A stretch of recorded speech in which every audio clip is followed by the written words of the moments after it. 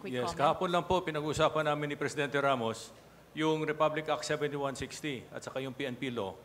Kasi ang daming tinik, lalo na sa Philippine National Police, where ang PNP may administrative control, meaning to say the power to hire and fire policemen. Pero yung kapulisan are under the operational control of the local government officials that have the power to deploy based on their peace and order programs. At doon nagkakaroon ng tensyon between Camp Crame and the local chief executives. Pangalawa, yung ating mga colonels na dadaan na sa commission appointments, madalas ang madaming tinatanong ng mga pabor galing sa mga humingi ng appointment, yung approval ng commission appointments to address vested interests. That's how they get politicized. Ganun din sa military. I'd like to remove that, and only the chief PNP and the Armed Forces chief should pass through the commission appointments to depoliticize the Armed Forces and the PNP.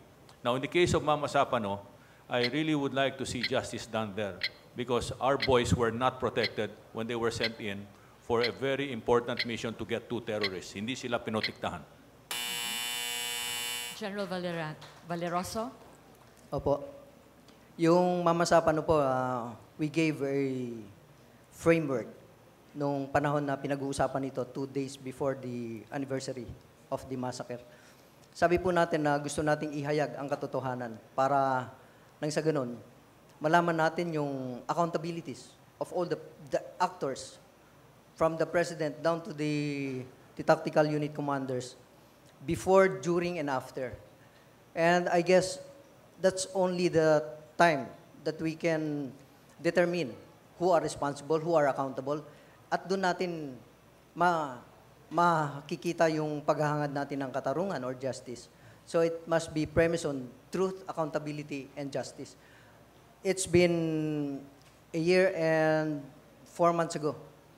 Siguro mauulit na lang yan pag i-commemorate ulit natin yung tragedy na nangyari na yan by next year.